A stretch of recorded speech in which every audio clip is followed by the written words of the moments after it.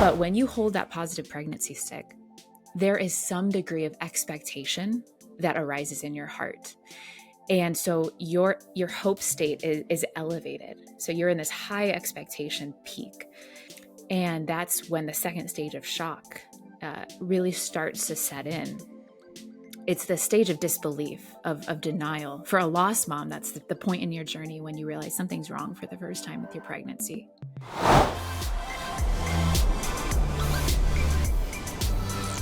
Rachel, welcome to the happy hour.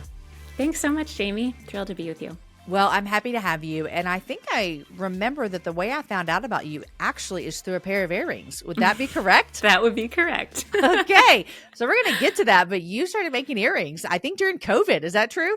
Yeah. Strangely enough, so many of us became hobbyists during COVID. And earrings became my thing. I was actually pregnant with my daughter, and being pregnant after having loss is part of your story. The anxiety kind of just gets at you in a different way. And all of my work in that season was remote on the computer, and I was just longing for something creative and like tactile to do. So I was like, I'm ordering this cheap clay kit from Amazon, and I just turned my kitchen table into experimentation and fun. And I never in a million years thought that an earring business would come out of it. Isn't that crazy? You're like, I just need something to do because I need to like take my mind off these anxious thoughts. I'm going to use my hands. And then here we are. Well, I'm grateful for you and your beautiful earrings. We are in the middle of a series about pregnancy and infant loss. And so although this series is rather heavy, if you guys listened last to the show right before this with Jonathan and Peta PItts, it's hard, it's heavy. And I'm grateful for the voices that are coming on the happy hour to talk about this, because Rachel, you and I both know that miscarriage is not uncommon, and it is a thing that a lot of women experience and don't have a place to talk about. I told you I was going to share a little bit of my story. I had 2 miscarriages in college. And so I got pregnant twice in college, lost both of those babies to miscarriage. And my story is maybe not unique, I was going to say, but that was even a struggle. The layers of grief that I experienced with that, I really didn't even embrace until I was married with parenting children. Did I allow myself to feel the grief of those losses? Because I thought, I'm not married, I'm in college, like all the things. And so a lot of baggage there. Okay. Right. But I want to ask you this as we start. Miscarriage is something that a lot of times people don't realize how many women have walked through this until they're walking through it. And then people say, oh, me too, me too. So tell us, what are even the statistics of miscarriage these days? Yeah, thanks for sharing that piece of your story. And I'm sorry for your losses, Jamie. Yeah, it is so layered. When I had a miscarriage, the statistic at the time was 1 in 4 pregnancies ended in miscarriage. They have recently updated that in the last few years to 1 in 3. Wow. A lot of women, they say, you may not even know that you're pregnant when you experience your loss because it happens so early on. But all that to say, it is strikingly common. And I don't say that obviously to scare anybody, as much as it is just to talk about the commonality about it, because for whatever reason, despite the commonality, I feel like as a society, there's such a layer of shame that still hovers around this experience that so many women walk through. And to me, in my own recovery and the hundreds of women I've walked through and theirs, that seems to be a recurring theme. Like this shame, it's hard to identify and name at first. And then to move past that, because our culture by and large seems so silent on the topic of pregnancy and infant loss. Well, I'd love it if you'd be willing to share a little bit of your story. You are parenting 2 children that are here. You said that you're pregnant during COVID when you started your beautiful little earring business, which I love. But if you'd be willing, I'd love for you to go back and share a little bit about your story of walking through miscarriage. Totally. Yeah. My husband and I have been married for a few years, and in my mind, admittedly, I wasn't one of those girls who grew up with just like fairy tale dreams of having a bunch of kids and doing the homeschool life or just being a stay-at-home mom. Like, I didn't even give it that much thought. I think I was a bit more career minded. And I say all that to preface it because just as you said with a piece of your story, those things become layers to the grief later. So I just looked at motherhood as like, okay, that's the next step on the social, checklist that you climb, and you get married, you get a house, whatever. Okay, let's have kids. So I hadn't assigned a ton of um, like holy significance to it, even though I was excited and all of that. Mhm. Just motherhood was next. So we entered into that process pretty nonchalantly and got pregnant pretty easily right away. And I didn't know anybody in my social circle, my friends or family, who had experienced miscarriage or a pregnancy or infant loss.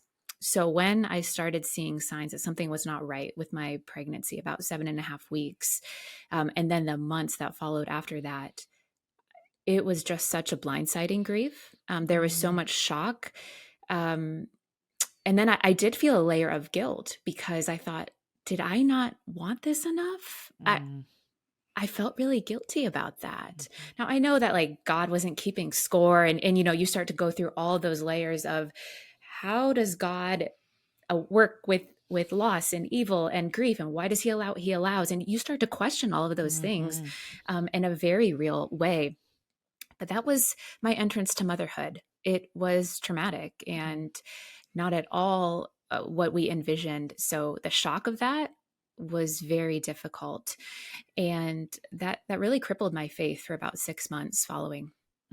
You talk about how you mother was just like this next step, and so then you Hmm. felt a little bit of guilt from that, and I got my eyes got a little teary eyed because that's what I was talking about earlier is that guilt that Hmm. I felt because for me personally, and I imagine other women. I mean, not everyone's getting pregnant when they want to get pregnant, and not Hmm. everyone has a stable environment and not everyone Yep. has a spouse. And so I remember the guilt that I felt was that those miscarriages, and it even feels terrible to say, I'm many decades past this, but I felt happy about them in the moment Mm. because I'm 19 and I'm Right. 20 and I'm in college and I don't want to be a mom. And so then, 10 years later, when I am a mom and a friend tells me for the first time, you can be sad about those. And it was like all of a sudden I was like, okay, now I am sad about the loss. And God, now I have to deal with like what I felt in the loss that didn't match the sadness. It was Right. like two different things. And so it was really, really difficult for me as a woman to deal with those a decade later, Hmm. and I think it's so so very hard um when you find out like you did when you walked through that loss and then you found out so many women around you had also endured that. What do you think it is that most of the time, again, this is a generalization that I'm about to say, Hmm. but I hear it all the time. People say exactly what you just said. I didn't know anyone that had had a miscarriage until I did. But the statistics tell us that we actually do know a lot of people. Why do you think it usually plays out that way? That we don't really have a relationship per se of knowledge about someone's journey that they've been on until we find ourselves there? Is it the Hmm. stigma of shame that you're talking about? I would attribute it mostly to that. Also, by and large, I think as a Western culture, we don't talk openly about grief and Mm, losses. We are such an achievement based culture that anything that seemingly derails us from the path that we think we're supposed to take, or achieving those next milestones in life, I think we feel a little bit of shame about. mm, Now I do feel like generationally some of that might be shifting in a positive direction. Like I remember the very first time I talked about my story publicly, in a message I was giving on a Sunday morning. I had a woman in her 70s approach me after service, and she told me that she had experienced a miscarriage, 50 years ago, and she hadn't told anybody mm. before. Like her husband knew, but her kids didn't know. She had never talked to a pastor. She told me for the first time, and that experience, it always sticks with me because even though we see, so many more women are talking about their experiences now on social media. So I am hopeful about the direction Mhm. that we're moving in and hopefully eroding some of that shame that seems to linger around this issue. But we are coming off a generation where there are women who kept this like a hidden secret and Mm, a hurting piece of their heart for the majority of their lifetime. mm, And so I think we're still, kind of in between those two approaches to what we talk about, how transparent we are with other people, especially around things that we feel we might be to blame. Mm. And that was a really sobering statistic that I found when I pulled 400 lost moms when I started writing on this topic. And 84% of them felt that they blamed themselves to some degree for their loss. Wow. And Like, that'll keep you from talking about it. exactly, Yeah. exactly. There's something Wow. wrong with my body. I've messed up in God's eyes and he's punishing me. Like, we Mhm. do all sorts of things to rationalize why bad things happen to us. Um, and try to get that why, because it's really hard to live in the gray and not Mm. knowing, why did this horrible thing happen? And that's something I think that's universal for loss in general, Mhm. but especially with pregnancy and infant loss. It's within your own body. And Mm. so I think it feels really vulnerable to share about. As a pastor, I want to ask you about the church and how we can care for women, but I Mhm. first would love for you to clarify something. You said lost mom. Can you explain that to me? Yeah, yeah. Lost mom is a term that I think is becoming more popular in the community. If you've experienced pregnancy and infant loss, it's just a woman who has gone through a miscarriage, a stillbirth, or their baby has passed away in infancy. So it's kind of a broad term. Mhm. Grieving mom would be a synonym for that. Got it. Got it. As a pastor, you talked about how you were preaching, and this woman in her 70s came up and told you for the very first time. And you mentioned that, often in North America, or our culture has a hard time speaking about our feelings and grief and loss. And we don't grieve like a lot of other cultures do. We definitely don't grieve like we would have seen in ancient cultures before us. But as a church, what do you think we can do better? To minister to lost moms that are inside of our congregation that are walking through these scenarios. If the statistics are true, a lot of Mhm. women inside of our local churches are walking through this. So, how can we serve them better? Yeah, absolutely. This is an ongoing conversation that my husband and I are having. And each year we try to grow with intention because that's part of our story and we're so aware of the prevalence of it. One easy place to start is with Mother's Day. Mm. I know that might seem like a no brainer, but still, like when I have visited churches on Mother's Day, there tends to be this, we throw everybody in one group and it's Happy Mother's Day. And we don't acknowledge all of the complexities Mm. within motherhood. So we've tried to do really intentional things to represent women who, are foster moms, are adoptive moms, spiritual moms, mentor moms, are moms in waiting, like they're going through infertility. There are single women in our churches in their 40s or 50s that always imagined and hoped that raising children would be a part of their story, and it's not. And that's a very valid type of grief too, in addition just to Mhm. the traditional lost mom experience. So that's one thing, is being intentional around Mother's Day, even with language, even if it's just a simple prayer that acknowledges the pain that many have experienced in their motherhood journey. But I think as a whole, we could do a better job in providing spaces to acknowledge grief in the Mm. church. One thing that we have done, I ended one of my messages on grief.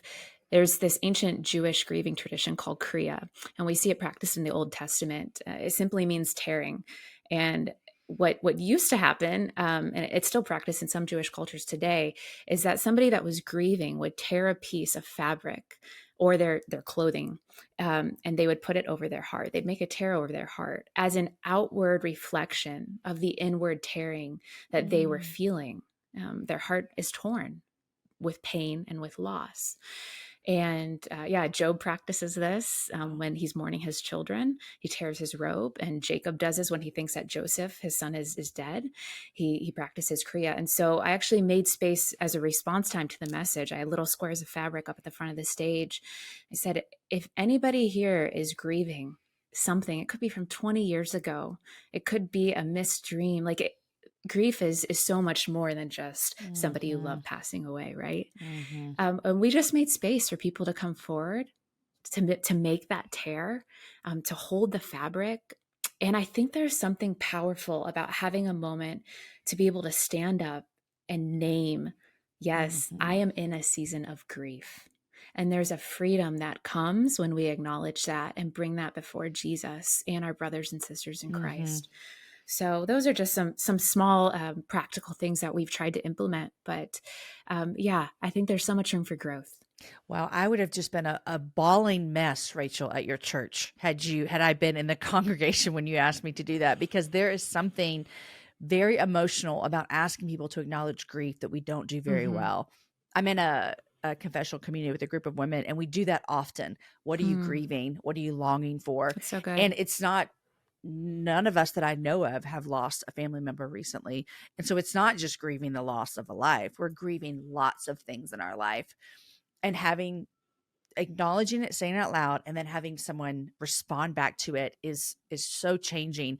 It brings me to the conversation of empathy. And as you were talking, I was like, man, how would my love for people look different if I saw someone walking around Mm.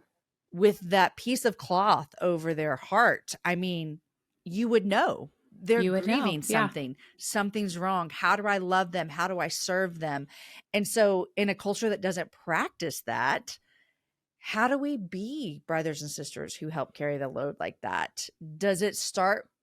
I don't want to say like, oh, the grieving person needs to tell everybody. That puts a lot of Mm-hmm. pressure on them. And Mm-hmm. and there is a little bit of like, okay, we have to let people in. And you kind of answered this a little bit, but I just keep thinking about like, if I saw people with that cloth, I feel like I'd be a better friend. So how do I be a good friend when we're not putting cloth on our shirts? Totally. Like, Yeah. I know. I need that reminder daily. yeah. Yeah, it's almost like this paradigm shift that we need to have. And maybe it's as simple as in the morning praying, like, Lord, help my eyes to Mm, see people the way that you see them, and to approach them with that empathy. Because yeah, in the hustle and bustle, like, we are going to lose sight of that, and we're so busy in American culture and all of that. But I think especially for Western Christians, somehow we tend to lose sight so easily yeah. that a suffering savior is at the core of our faith. And one of my Mm, favorite verses, and this is odd to say it's my favorite, but it has changed everything about following Jesus for me, and it's Isaiah 53. I just find it amazing that the prophet Isaiah is talking about, here's your future Messiah. Let me give you a few characteristics about him. Like, if I was introducing a friend, I'd probably talk about what they do for a living yeah. or their Uh-huh. family members. And Isaiah says Jesus, the future Messiah, is well acquainted with grief. Mm, Like, could you just imagine if we introduced people that way? mm, And I always have to take myself back to that. Say, if Jesus was a man who knew grief really well, that is such an invitation. And then, therefore, it shouldn't come as a surprise to us that as humans walking in a fallen and broken world that is so grief stricken, that every single one of us would probably be wearing that fabric across our heart. You know, every single one of us. So it's a daily, I think, kind of like reminder and position of the heart to say, God, help me to see people. Help me mm. to really see them, It's and so to approach good. them with that empathy, and to bring hope into those spaces in a non-cliche sort of way. It's so good. The people who are listening can't see me, but Rachel, you can probably, I keep tearing up. Like I literally keep feeling like, and I do not have an explanation for it other than I think I just feel that like, oh, I want to be a person who not only sees people in their grief, Hmm. I also want to be a person who allows people to see me in my grief. Like Absolutely. I want to be both for both. And so I keep tearing. I want you to know I'm okay, Rachel. I'm over here. But I do keep like, Jamie, get yourself together is what I keep thinking. You have a book that came out in August called Miscarried Hope: Journeying with Jesus Through Pregnancy and Infant Loss. And Rachel, thank you for writing this. It's going to be a benefit for so many people. And this is a book that would be a great book to give people. I already know who I'm going to give a copy to myself, but in the book, you draw a lot of connections between Holy Week and miscarriage. Hmm. And so I was reading, I was like, oh, okay, here we go. Like I just wasn't where we were going to go with this. And I would love for you to make some of those connections with us today. Absolutely. I will admit that even sitting through seminary and years of pastoring, I had never once paused to look at the emotional experience that Jesus and his Mm, disciples have during Holy Week. For some reason in my mind, it had just become deduced to, like, here are the events yeah. historically, The and facts. here are the ways that our churches like gather and remember these events. But it wasn't until I was writing this book and God kind of gave me this idea after he showed me, hey, here's the emotional experience that lives within Holy Week. And I was like, wait a second, I've lived this before. Mm. This is echoed in every lost mom's story that is shared with me. And so out of Holy Week, I kind of saw this framework for like the 5 stages of hope begin to emerge. And that was something that I really needed after my own loss. Was there's a lot of talk about the stages of grief, but nobody was talking to me about how to process and recover my hope. Mm. Because when you go through a rather traumatic loss or you don't see it coming, it's completely unexpected, a lot of us have trust issues with hope. And so I wanted to be able to name some of those stages in hopes that, that could bring freedom to women in their healing journey as they're reading. So we start with expectation, and it's this peak level of hope. So for the disciples, it's being on the side of the road on Palm Sunday, thinking, yes, finally, after hundreds and hundreds of years, here's our long-awaited Mm-hmm. Messiah. It's him. It's here. It's happening. For the lost mom in that moment, now we get to many emotions, as you and I have already talked about, on the road to pregnancy. Some of us have planned for it and tried for it for years. Others of us, it's just happened. Mm-hmm. But when you hold that positive pregnancy stick, there is some degree of expectation that arises in your heart. And so your hope state is elevated. So you're in this high expectation peak. And then just days after that, Jesus gathers those same disciples around the table for the Last Supper. And he says, hey, I'm going to leave you soon. Mm. And that's when the second stage of shock really starts to set in. It's the stage of disbelief, of denial. For a lost mom, that's the point in your journey when you realize something's wrong for the first time with your pregnancy. Mm. And it leads us, into the Garden of Gethsemane, where you just pray and plead to God, help this not be what I think it is. Help this not mean death. But then, as you know, just a few days later, there's Good Friday. There's the crucifixion, where it is clear that death has become a reality. That's for a lost mom when your baby has died. Mm. And you're in this place of despair, the third stage. And it's this feeling of God forsaking you. And then we head into grief, which is Silent Saturday of Holy Week. And I think for a lost mom, grief is usually the longest phase of the journey and the road back to hope again. Not that it ever goes away completely, but we spend a lot of time like in Silent Saturday, so to Mm. speak. And that's just where you're feeling like, where is God? Where is my community? Where is the support? Why is this happening? You're asking a lot of questions. You're feeling so alone, which I imagine the disciples felt just absolutely beside themselves. And Mm-hmm. like hope had made a fool of them, Yeah. on that day. They didn't know that Sunday everything was Mm-hmm. going to change. And we lose sight of that so often because we're standing on this side of history. Mm-hmm.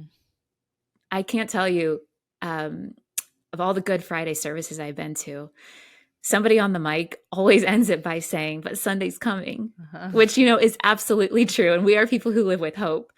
But sometimes I just want to be like, yes, but for them, they didn't know Sunday was coming. And sometimes it's like for us on the other side to sit in that Saturday is Right. like, oh, we need to actually sit where they were. Exactly. And to say that's okay, because Mm-hmm. so many of us experience silent Saturdays in our life, but we don't know what to do with it, especially if we're just seeing this push towards Sunday and a push towards hope.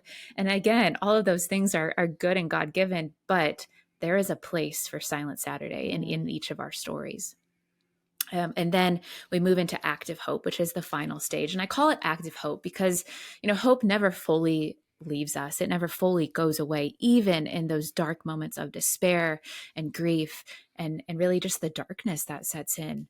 But active hope is living with the tension of, I've experienced great loss, but because Jesus defeated death and rose again, this hope that he offers me it's been tested, it's Mm. defeated death, and it's going to change the end of my story. So even though I am going to miss watching these babies in heaven grow up and experience all their milestones of life, I have this real intangible hope now because of what Jesus did in his defeat of death, that I'm going to see them again, and that death is not the end of my baby's story. Mm. I feel like so often when you walk through those 5 stages is that often we kind of maybe pressure ourselves to get to that active hope a little bit sooner Mm, than we should, or maybe we feel pressure from those around us. I think there is a misconception with miscarriage, and a lot of times people would say like, just come on, you can do this, like just get to that active hope. And it makes me wonder with this next question is, how can people serve those around them best that are walking through this? I do have some friends who have never walked this road, and mhm. I think that's amazing. It's great. And so sometimes it's hard. It's not always hard, but it can feel difficult sometimes to walk alongside someone that you haven't experienced what they've experienced. That's Absolutely. not how we work as Christians. We like walk beside each other no matter what. But what do you encourage people who are listening, who are thinking, I haven't personally walked this path, but I want to be the best friend, the best church member, the best like brother and sister in Christ that I possibly can? What is your encouragement for them as they walk alongside friends? Mhm. I would say if you're listening and that resonates with you, thank you Mm. for And thank you for desiring that staying heart here for posture. 25 minutes. Like, Yes. yeah. Thank you for wanting to come alongside your friends, even when you don't understand the Mm, intricacies of what they're going through, because simply that presence and that desire. I mean, I'm sure you can think of a few people in your life right now, Jamie, who just show up and they don't know, they haven't been through everything that you've been through, but with their presence, like it feels mm, like, yeah, there's a piece of Jesus here. yeah. I am ministered to by your presence and your desire to enter my world. Practically speaking, I think most lost moms will feel fairly supported by their community. From my research, it's about half of them feel fairly supported in the initial weeks following their loss. Mm, But after the first few months, that level of support starts to drop off. mm. Um, what really helps a lost mom is if you continue to check in with her. And Right. it doesn't mean you have to be a professional counselor or Mhm. know all the answers. Just means, hey, I'm thinking of you today. Is there a way I can pray for you today? Mm, If she has living children at home, offer to babysit them for a few hours so that she can get out, whether she needs self care or to process with God or just to be alone. mhm, That would bless her. Offer to pick up groceries for her that week.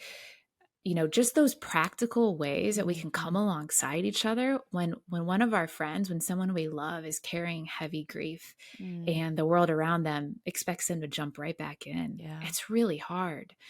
Other things, if you can ask the lost mom, tell me something about your baby or a date that you'd like me to remember, and just Mm, put it in your calendar. Send a simple text on that day. Usually, most lost moms will tell me it's the day that their baby passed. I'll put that in my calendar, and on that day, I'll send them a text. Hey, I'm thinking of you and your baby today. mm, Doesn't need to be fancy, doesn't need to be long. That acknowledgement means everything. mm, And it's also a way of saying, hey, I love you for all of you. I see you for all of you, even the parts of your story that maybe you feel a little bit shameful over. Like, that's welcome here. That's welcome mm, with me. I love you for all of you. So, Mother's Day, reach out to them at Christmas. Say that you're thinking of them, buy them an ornament with a little angel on it, just something to help them remember their baby and to say, hey, I recognize that there was life here, and I'm going to mm, honor and celebrate that life with you for the long haul. mm. I told you earlier about how a friend had told me eventually, like, "Yeah, Jamie, you can grieve the loss of these children," Mm-hmm. because I didn't grieve them in college. In fact, I told you already, I was really happy to not be pregnant and be a single mom. And she gave me a little gift, and it was a little angel chart. And like, that to me, I will always go down as one of the kindest things that anyone has ever done for me, because we didn't Wow. even know each other in college. And I had just shared part of my story with her, and she's the only person that had ever pushed in to say, like, wait, it doesn't sound like you really grieved over this. And so I love that. It made me think that a past guest on the show, his name is Jimmy McNeil. He's been on the show before. Him and his wife Stacy, who are friends of ours, have walked through miscarriage. And just recently, when I like, this just came to mind, so I looked it up. Just recently, he put on his Instagram page that him and his wife were out to breakfast, and it just says happy birthday to our unborn child who we lost to miscarriage in 2016. Hmm. And it's making me, even in this moment, think about well, I want to reach out to her and I want to ask her, like, what are the dates I can remember about the 2 children that you lost, and be a better friend to her. So I love that encouragement so much, Rachel. I want to ask you about your Hope Again Collective. We mentioned at the Mhm. beginning, but I want you to tell us, like, this started as a hobby. Where can we get the jewelry? What do the proceeds go towards? Tell us all about it. Sure. Yeah. Well, if you love earrings, and you need to love earrings, if you don't love Yes, earrings, you're missing out on a really fun fashion accessory. Okay. I um, agree. I was not an earring like aficionado. I'm not like you, Jamie. I mean, you are always rocking like I do love earrings. fashion lives on your Yes. earlobes. Okay. Oh, thanks. Uh-huh. Yeah. Um, but if you love making meaningful purchases that carry more weight to them than just face value, Mhm. that's probably the thing I love most about what I do. I'm in my third year now with Hope Again Collective. Every pair of earrings that I design and have on my site is named after a mom who has experienced pregnancy and infant Oh. loss. And when I share that pair of earrings, I do usually one or two collections every month. When I share that earring on Instagram, I also share her story with it. Oh. So she gets to feel like, and this is something that I didn't realize how much I needed after my loss. I didn't have any physical, tangible reminders of this chapter of my story, because my baby I lost my baby so early. Like, there was no funeral, there was no Mhm. ultrasound photo, there was nothing aside Mm. from a pregnancy stick. So for a lot of moms, this gives them a physical memento to remember their baby by in this chapter of their story. What's been so cool is to see these lost moms, kind of like that moment of bravery when they share their story publicly for the first Ah, time, and it's I'm often gonna through this cry page. again. Yeah, it's just been the coolest place to see God meet Mm. women with hope.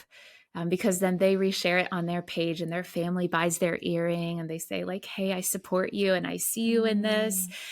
So it started with earrings, but it's so much more than earrings. Okay, And well, I'm on the page right now and I've already yeah. found 17 new earrings that I need in Oh, my geez. ears ASAP. Okay, like 17. I this love it. Thank you, Jamie. this I'll send you a this coupon little code. love and hope stud pack. How cute is that? Oh my gosh, I'm just dying. Okay, we're going to put all the links to this in the show notes. And so that we Thanks. can send people there to look it up. Yeah, and then each month I choose a mom who's currently walking through pregnancy and infant loss and has some sort of medical or grief related expense.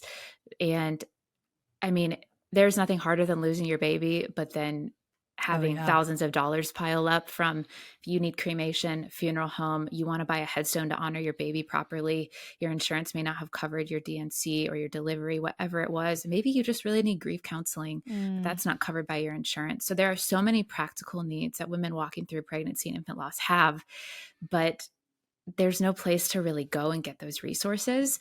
So each month, it's going to a mom that's currently walking through it. So that's just been Beautiful. really, really meaningful. Something that God put on my heart from the very start of it was, I want to give back to this community and help resource them in ways that is often hard to ask for.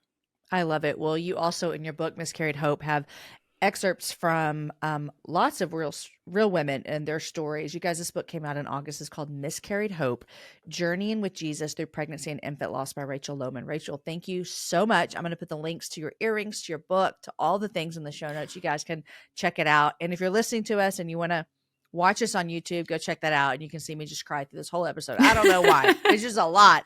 But Rachel, I'd love to know, what are you reading these days? Yeah. Two books that I have never delved into this topic before. One is Theology of the Womb by Wow. Christy Bauman. Okay. Yeah, a friend sent it to me. It is so fascinating, how she correlates like the life and death cycle that we see in God and creation to what we experience as women in our own wombs. And it has totally opened my eyes to so many things about pregnancy. And she talks about loss, she talks about everything. And How to Inhabit Time by James K.A. Smith. I've Okay. also never read a book about time and what it means to us, and how we store memories and all of that stuff. So I'm just kind of nerding out this summer. You're a little learner over there. I love it. I love it. Well, Rachel, I really appreciate you taking the time to really minister to so many people who are listening today. So thank you so much for that. Thank you for this honor, Jamie. Hey friends, I hope you love this conversation as much as I did. To make sure that you never miss any of the happy hour conversations, go ahead and hit the subscribe button below to make sure you're notified every time we release a new episode. And if you want more content today, click on those videos over there. I think you're going to like them just as much as you like the one today.